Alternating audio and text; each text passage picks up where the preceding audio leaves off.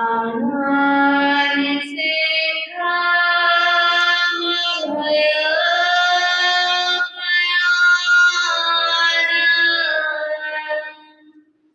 सचे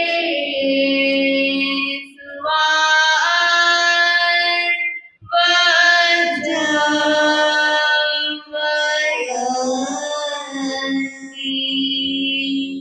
तवे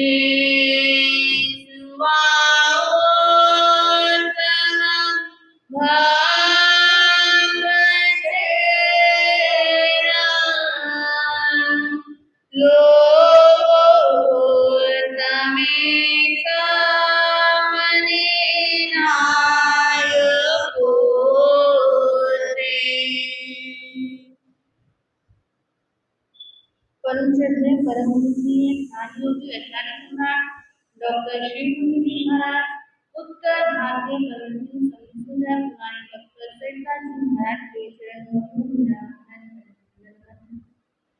मम दादुआनी सरलात्मा सदगुरुआनी श्री अजीत कुमारी जी महाराज एवं मेरे जीवन नैया को सही रास्ता दिखाने वाली प्रवचन प्रभाविका शामिनी गौरव मम गुणवना डॉक्टर शिवाजी महाराज के चरण कमलों में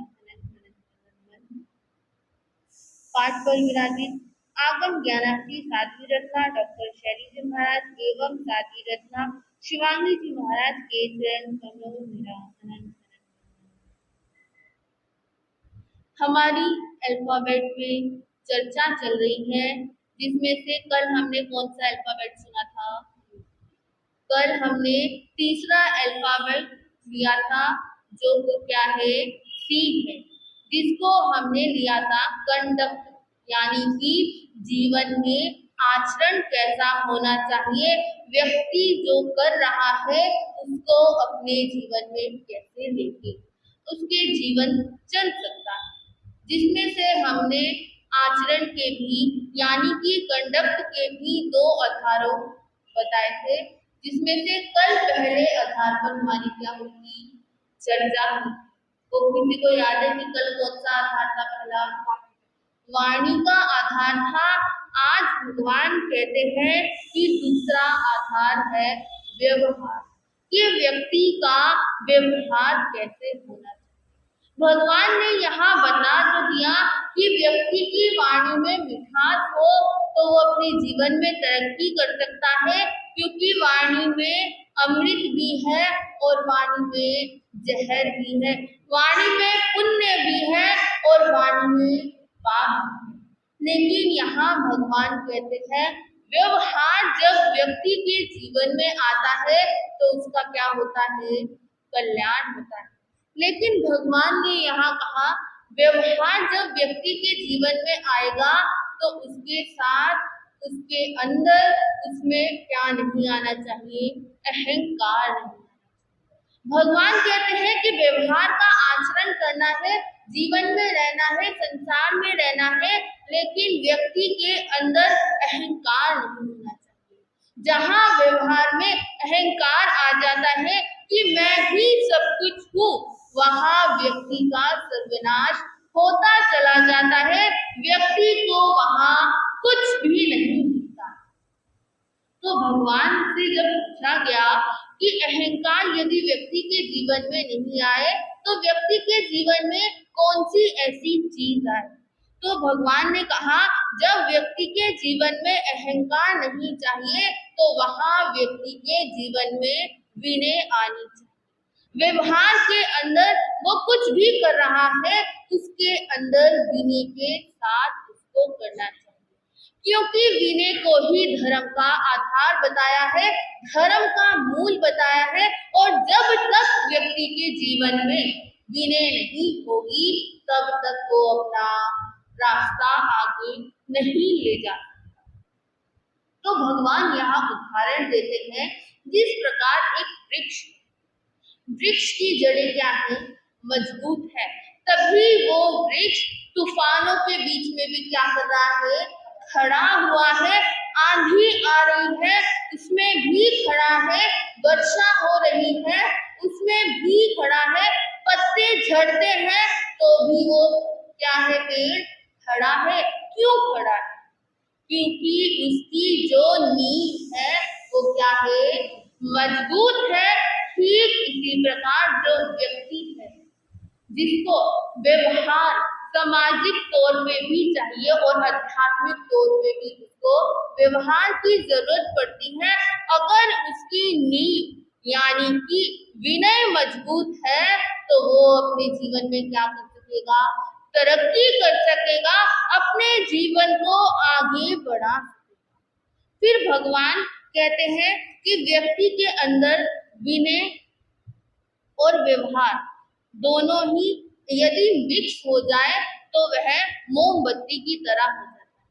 मोमबत्ती के अंदर जो धागा आपने देखा होगा, धागा जलता है, मोमबत्ती थोड़ी जलती है। मोम तो पिघलता है धागे को जलाने के लिए, लेकिन सारा प्रयास किसका रहता है, धागे का ही रहता है। और मोमबत्ती जलाकर कमरे में रख दी जाए तो पूरा कमरा क्या हो जाता है, प्रकाशमय हो जाता है। ठीक इसी प्रकार मनुष्य के जीवन में अंधकार है, लेकिन जब वो विनय रूपी मोमबत्ती यानी कि वो धागा जला लेता है तब उसके जीवन में क्या होता है, प्रकाश ही हो जाता है और अपने रास्ते पर वह आगे बढ़ता चला जाता है। सिर्फ क्या करना है, मोमबत्ती का वो धागा जलाना है। लेकिन आज अगर हम देखें तो व्यक्ति के अंदर विनय नहीं आ रही, व्यक्ति के अंदर मैं का भाव, अहंकार का भाव इतना बढ़ गया है कि आई एम समथिंग, मैं भी कुछ हूँ, मैं भी सामने वाले को कुछ करके दिखाऊं। लेकिन भगवान कहते हैं जहाँ व्यक्ति में अहंकार है वहाँ विनय नहीं आ सकती, और जहाँ व्यक्ति के जीवन में विनय है वहाँ अहंकार का कोई स्थान नहीं है। मटका हम सब देखते हैं, मटके का पानी पीते हैं, मटके के ऊपर एक क्या रखी होती है, ढकने के लिए मिट्टी की कटोरी होती है। क्या कभी उसके अंदर कोई पानी भर के रखता है कि बाद में वो पी लेंगे? नहीं, उसके अंदर इसलिए पानी नहीं भरा जाता क्योंकि जब उसको उठाएंगे तो वो पानी क्या होगा, गिर जाएगा। ठीक इसी प्रकार मनुष्य के सिर पे जब अहंकार सवार हो जाता है, उसके व्यवहार में अहंकार आ जाता है, तो उसकी आत्मा की वहाँ कोई वैल्यू नहीं रहती, उसकी आत्मा में विनय का व्यवहार नहीं आ पाता है। भगवान ने यहाँ विनय के 3 गुण बताए हैं।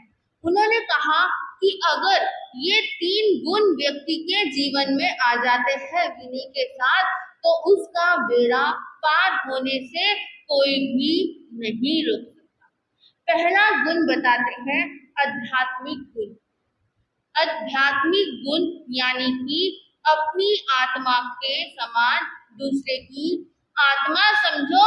जैसे तुम्हें सुख प्रिय है वैसे ही दूसरी आत्मा को क्या है, सुख प्रिय है। जैसे तुम अपने लिए अच्छी चीजें चाहते हो, अच्छी बातें चाहते हो, वैसे ही सामने वाला अपने लिए भी चाहता है।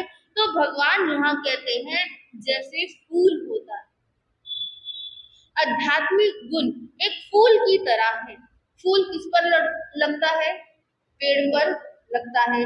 जब फूल लगता है तो क्या वो पेड़ अकड़ा रहता है या फिर झुक जाता है? वो पेड़ झुक जाता है, वो अकड़ा नहीं रहता। ठीक इसी प्रकार जब इस आध्यात्मिक गुण वाली विनय जब व्यक्ति के जीवन में आती है तो वह अपना कल्याण करने के एक स्टेप पर क्या होता है, आगे बढ़ जाता है। दूसरा बोला सम्यक दर्शन, यानी जो चीज जैसी है उसे उसी रूप में स्वीकार कर उस पे श्रद्धा रखकर आगे बढ़ना। जैसे मिश्री को ले लीजिए, मिश्री का टेस्ट क्या है, मीठा है। यदि कोई आपको आके कह दे कि मिश्री का टेस्ट नमक जैसा है, क्या उसको स्वीकार करेंगे? उसको नहीं स्वीकार करेंगे, क्योंकि हमने मिश्री का क्या ले लिया है, आनंद ले लिया है। मिश्री को हमने क्या कर लिया है, टेस्ट कर लिया है। ठीक इसी प्रकार ये जो दूसरा गुण है सम्यक दर्शन गुण, ये हमारे जीवन में जब आता है तो हम एक हंस की तरह हो जाते हैं। जिस प्रकार हंस के सामने दूध और पानी को मिक्स कर दो तो हंस किसको ग्रहण करेगा? दूध को ग्रहण करेगा और पानी को क्या कर देगा? अलग कर देगा। ठीक इसी प्रकार मनुष्य के अंदर जब सम्यक दर्शन गुण प्रकट होता है, विनय इस तरह से आ जाती है कि उसे अपने धर्म के प्रति इतनी श्रद्धा हो जाती है कि वो कहीं इधर उधर नहीं देखता है, ये नहीं देखता कि कौन आ रहा है और कौन जा रहा है, बस अपनी आत्मा के इस गुण पर चिंतन करते हुए अपना क्या करता है? कल्याण करता है। तीसरा बताया संयम धर्म की अनुपालना। तीसरा संयम धर्म की अनुपालना यानी कि अपनी शुद्ध आत्मा है हम अपनी आत्मा को शुद्ध बनाने के लिए अपने इंद्रियों पर, अपने विषयों पर क्या करें? काबू में रखें, जिससे हमारे जीवन में विनय आ सके। यहाँ भगवान कहते हैं जैसे किसी व्यक्ति ने क्या की? गाड़ी चलाई, गाड़ी के अंदर बैठा, लेकिन जब वह गाड़ी फुल स्पीड पे दौड़ रही थी तभी एक पत्थर सामने आ गया। अब जब पत्थर उसके सामने आ गया तो वह क्या करेगा? ब्रेक लगा देगा। अगर वह ब्रेक नहीं लगाएगा तो क्या होगा? एक्सीडेंट हो जाएगा, दुर्घटना हो जाएगी।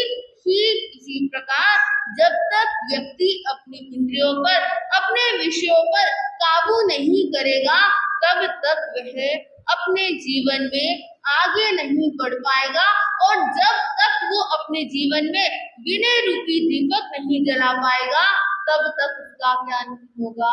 कल्याण नहीं होगा। इसलिए कहते हैं विनय धर्म का मूल शास्त्र कहते हैं, विनय धर्म का मूल शास्त्र कहते हैं, मान न करना भूल शास्त्र कहते हैं, मान न करना भूल शास्त्र कहते हैं। शास्त्रों में भी बताया है कि विनय ही धर्म का मूल है। मनुष्य के कपड़े बदले जा सकते हैं, यदि व्यवहार में विनय नहीं आई तो उसकी आत्मा का कल्याण नहीं हो सकता। उसकी आत्मा का कल्याण तभी हो सकता है जब उसके अंदर क्या आ जाए? विनय आ जाए। भगवान कहते हैं वाणी मधुर हो जाए उससे कोई फर्क नहीं है, फर्क तब है जब उसे कंडक्ट यानी कि आचरण में लाया जाए। व्यवहार हमारा कैसा भी हो, लेकिन जब तक हमारे आचरण में विनय नहीं आएगी तो उस व्यवहार का भी हमारा कोई फायदा नहीं। जब तक हम इन दो सूत्रों को अपने आचरण में नहीं लाएंगे, अपने जीवन में नहीं लाएंगे, तब तक क्या नहीं हो पाएगा? कल्याण होना मुश्किल है। देखिए ये अल्फाबेट हम सारी जगह देखते हैं, लेकिन भगवान ने अपनी सूत्रों को, अपनी वाणी को हर तरह से पिरोया है, हर तरह से डाला है कि व्यक्ति के जैसे समझनी है वैसे समझ ले। जिस सुविधा के साथ समझनी है उस सुविधा के साथ समझ ले। सिर्फ इतना ही कहा है कि उसको अपने आचरण में लाकर अपने जीवन के रास्ते पर आगे बढ़े।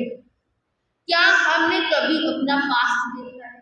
यानी हमारे से जो भूल गई हो, भूल हुई हो, उसके बारे में सोचा है? नहीं, हम कहते हैं चलो भूल हो गई, अब क्या करो? आगे चलो। ठीक इसी प्रकार जीवन में जो भी देख रहे हैं, जो भी आचरण कर रहे हैं, अपने जीवन में विनय और वाणी को लेके आओ। वाणी को मधुर बना और आचरण को विनय, व्यवहार को लेके आओ। और जब हमारे जीवन में ये आएगा तो हमारा क्या हो जाएगा? कल्याण हो जाएगा। हम आज संकल्प लें कि हम मधुर बोलेंगे नहीं, बल्कि व्यवहार में, आचरण में मधुर वाणी का प्रयोग करेंगे। चाहे घर में हो, समाज में हो या बिजनेस में हो, अपनी वाणी पर कंट्रोल करेंगे। व्यवहार में गिने लाएंगे नहीं, बल्कि उसका मनन करके अपनी आत्मा के अंदर से विनय का वो दीपक को क्या करेंगे, जलाएंगे। और जब हमारे भीतर ये आचरण आ जाएगा, इसको हम ग्रहण कर लेंगे, तो हमारा क्या हो जाएगा, कल्याण हो जाएगा। इन्हीं शब्दों के साथ नमो जिनानंद जी।